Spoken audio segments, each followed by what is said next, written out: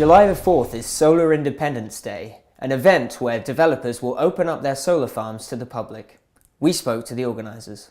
Solar Independence Day is really a collection of the STA's solar farm owners and developers who are opening up, I think it's about somewhere between 19 and 25 solar farms. A big part of what we need to do, which is what Solar Independence Day is helping to support, is much more effective communication. So if you've lived in a certain area, you've driven a certain road your whole life, and then you drive past it one day and you see this foreign object sitting in a field, humans inherently don't like change. You look at it and it's all a bit strange. You don't know much about it, and you say, well, I don't like that. I like that field. Maybe in a few years' time we'll have forgotten all about it.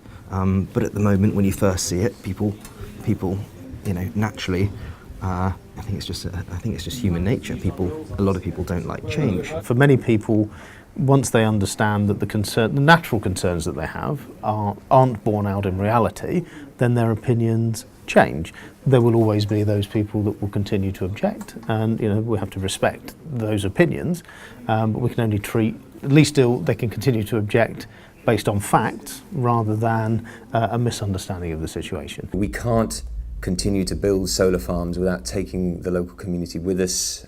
Government have said how important that is, and we understand, and we've been working very well as of our members to try and ensure that takes place. We'll open our doors and allow people to come in and see, in fact, a piece of land that only a couple of % of the land has actually been, is no longer available for agricultural or biodiversity purposes. We can then sort of say, well, look what is going on out there. Don't fear a solar farm, come and have a look at it. Gain some experience, and then pass on the messages, whether you feel positive or negative about it. And that is really the purpose. It's just communicating what it is we do. If people are interested in the science side of it, in terms of actually making the energy itself, then we're using our solar farms as a platform to help local schools, colleges, people in the community increase their knowledge of these projects.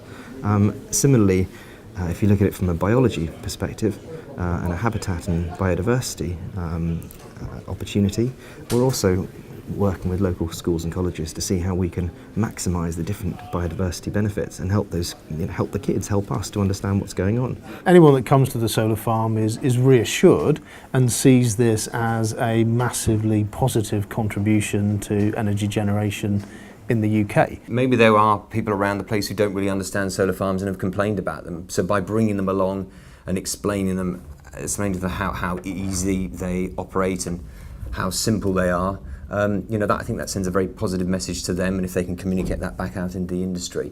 It's really just communicating. I don't think Solar Independence Day, coming along and seeing people on panels on roofs has the same sort of impact. So this is really about the large scale sector, and about people understanding the valuable use of the countryside and how solar and the countryside can work very nicely together.